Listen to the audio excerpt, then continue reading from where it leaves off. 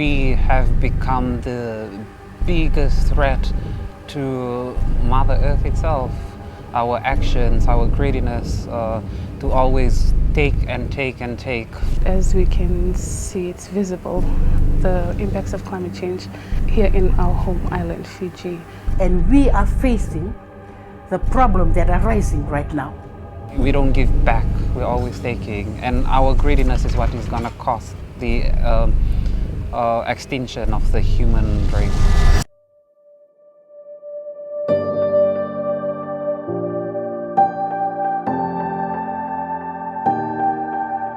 It's an issue that needs to be addressed. It needs to be addressed now, because 30 or 50 years from now, it'll be 30 to 50 years too late to be addressing these issues. Yes, you can come up with millions and trillions and billions of dollars to try and fix the problem at that time, but that'll be too late. The IPCC fifth assessment report, the 1.5 degrees Celsius, that's an irreversible situation we're talking about. We're talking about the whole ecology, the coral ecosystems, mangrove ecosystems, where 50 to 80% of these species will have to die out, like completely come to an extinction. I think one of the ways I'd like to see encouraged to combat climate change is really re-emphasizing and reinforcing already of the practices that are already existent in our traditions and culture in Fiji. Go back to where we started from. And this is what I'm saying, traditional knowledge is something that we need to delve back into. We need to go back and see, how did they sustain themselves? So that is something that we really, really need to look back into. Technology, okay, education is okay, but we need to incorporate our traditional knowledge into our way of life. The word says that start from Jerusalem. When you begin from your home, you know what to do or what to give out when you come out. So you will understand what is really going on with climate changes, pollution and waste, and everything that is going on in the world right now.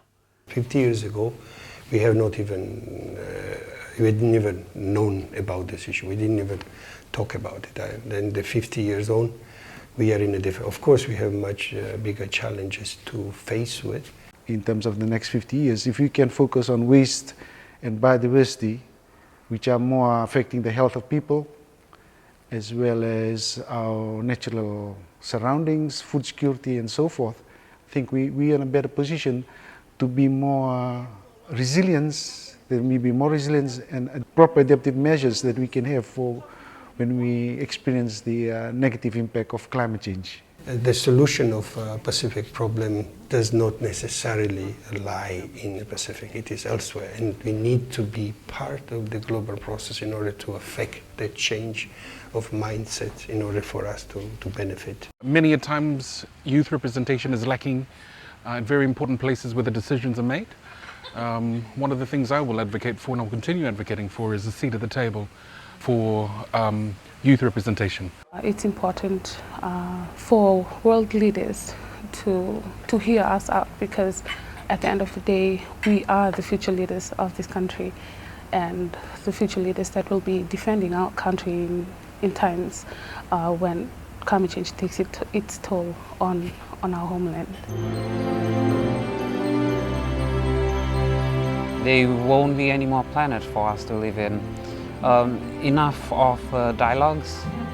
While dialogues are important, it's time for actions. It's time to translate what you put in writing into action, and it's time to start taking the initiative. We just need one person to take that first step, and you can see the ripple effect.